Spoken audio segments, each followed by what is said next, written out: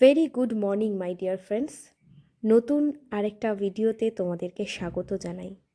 আর আজকের এই ভিডিওটাতে আমি তোমাদেরকে আরেকটি নতুন চিকিৎসা পদ্ধতির ব্যাপারে বলবো। আমরা হোমিওপ্যাথি এবং অ্যালোপ্যাথি ট্রিটমেন্টের ব্যাপারে বেশিরভাগ মানুষই জানি, সবাই জানি, কিন্তু বায়োকেমিক চিকিৎসা পদ্ধতি সম্বন্ধে অনেক মানুষই কিন্তু এখনও পর্যন্ত জানেন না। তো আজকে আমি তোমাদের কাছে এই বায়োকেমিক চিকিৎসা পদ্ধতি নিয়েই কিছু কথা শেয়ার করব। এই বায়োকেমিক চিকিৎসা পদ্ধতির জনক ছিলেন সুজলার, ডক্টর সুজলার। ডক্টর উইলহেলম হাইরিক সুজলার তিনি ছিলেন এই বায়োকেমিক চিকিৎসা পদ্ধতির জনক। উনি 1821 সালের 21শে আগস্ট জার্মানির ওল্ডেনবার্গের কাছে ব্যাড জুইনেশন নামক একটি স্থানে জন্মগ্রহণ করেন। তিনি অত্যন্ত মেধাবী ছিলেন এবং ছোটবেলা থেকেই তার ভাষা এবং বিজ্ঞানের প্রতি গভীর আগ্রহ ছিল।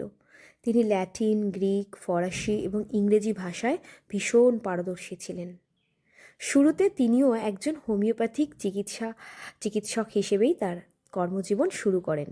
তবে তিনি সবসময় বিশ্বাস করতেন যে চিকিৎসার জটিলতা কমিয়ে একে আরও সহজ এবং বৈজ্ঞানিক ভিত্তির ওপর দাঁড় করানো সম্ভব। এই চিন্তা থেকেই তিনি মানুষের শরীরের কোষ এবং খনিজ লবণের ভারসাম্য নিয়ে গবেষণা শুরু করেন। ডক্টর সুজলার লক্ষ্য করেন যে যখন মানুষের শরীরের কোষগুলোতে প্রয়োজনীয় অজৈব খনিজ লবণের ইনঅর্গানিক টিস্যু সল্টের অভাব দেখা দেয়, তখনই মানুষ অসুস্থ হয়।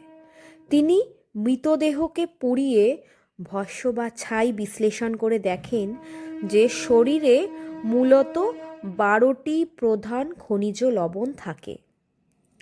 তার মূল দর্শন ছিল শরীরে খনিজ লবণের ঘাটতি পূরণ করলেই রোগ নিরাময় সম্ভব। এই তত্ত্বের ওপর ভিত্তি করেই তিনি 1873 সালে তার বিখ্যাত অ্যাসর্টেন্ট থেরাপি, একটি সংক্ষিপ্ত চিকিৎসা পদ্ধতি প্রকাশ করেন, যা আজ আমাদের কাছে বায়োকেমিক নামে পরিচিত।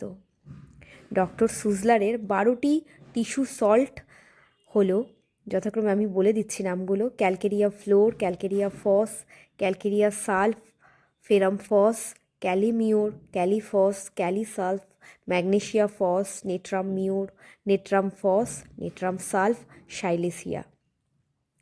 এই 12টি টিস্যু সল্ট দিয়ে মানব শরীর তৈরি। এই 12টি টিস্যু সল্ট যখন শরীরে কোনো জায়গায় ঘাটতি হয়, তখনই কিন্তু মানুষ অসুস্থ হয়। এবং এই বায়োকেমিক চিকিৎসা পদ্ধতি কিন্তু আমাদেরকে অতি সহজেই, একজন বায়োকেমিক চিকিৎসক আমাদেরকে অতি সহজেই কোনো রকম কমপ্লিকেশন ছাড়াই কিন্তু সুস্থ করতে সক্ষম। ডক্টর সুজলার 1898 সালের 30শে মার্চ 77 বছর বয়সে মৃত্যুবরণ করেন। তার প্রবর্তিত এই 12টি ওষুধ আজও বিশ্বজুড়ে অত্যন্ত জনপ্রিয়, কারণ এগুলো প্রাকৃতিক এবং শরীরের কোষের সাথে সামঞ্জস্যপূর্ণ। শরীরের সাথে সামঞ্জস্যপূর্ণ এমন জিনিস শরীরে গেলেই কিন্তু শরীর সুস্থ থাকে, ভালো থাকে।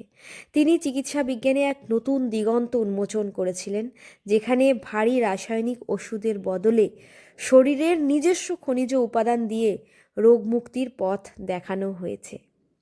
আর এত সুন্দর চিকিৎসা ব্যবস্থার সাথে নিজেকে জড়িত ভেবে এখন বেশ ভালো লাগে। আরও জানতে ইচ্ছা হয়, জানার কোনো শেষ নেই। যতদিন বাঁচব কিছু না কিছু শিক্ষার মাধ্যমে বেঁচে থাকব। আর অবশ্যই যেটুকু শিখব, অবশ্যই চেষ্টা করব সবার মধ্যে সেটা ছড়িয়ে দেওয়া, পজিটিভ এনার্জিটা সবার মধ্যে ছড়িয়ে দেওয়া, ভালোটা সবার মধ্যে ছড়িয়ে দেওয়া। তারপরে আমাদের একটু খাওয়া দাওয়ার অ্যারেঞ্জমেন্ট ছিল, আমরা একসাথে সবাই মিলে খাওয়া দাওয়া করলাম। খাওয়া দাওয়া করার পরেই আবার আমাদের বাড়ি ফেরার পালা। তো আমরা বায়োকেমিক কলেজ দর্শনের একটা আলাদাই একটা অনুভূতি পেলাম, মেন কলেজ দেখা। তো যেই কলেজের ব্রাঞ্চের আন্ডারে আমরা পড়াশোনা করি, সেই মেন ব্রাঞ্চকে দেখা, এবং তারপরে আবার স্যারদের সাথে বাড়ি ফিরে আসার পালা। ভীষণ সুন্দর কেটেছিল দিনটা। আর এত সুন্দর একটা দিন এইভাবেই যেন মনে হয় যে ব্লগের মাধ্যমে বন্দি করে রাখি। কারণ জীবনে আমরা যে দিনগুলো, সুন্দর সুন্দর দিনগুলো কাটিয়ে ফেলছি, আসলে এইগুলোই হলো জীবনের অ্যাসেট। কারণ এইগুলোই আমাদের, এই সুন্দর সুন্দর সময় কাটানো, জ্ঞান, এর দ্বারাই কিন্তু আমাদের জীবন সুন্দর হয়ে ওঠে, সমৃদ্ধ হয়ে ওঠে। এবং তারপরে সৌম্য অনেকটা এনার্জি লুজ করে বসে আছে, আমরা ট্রেনের জন্য ওয়েট করছি কখন ট্রেন আসবে। তো ট্রেন আস্তে আস্তে ঢুকলো, আমরা ট্রেনে বসলাম এবং সবাই মিলে যে যার বাড়িতে ফিরে এলাম।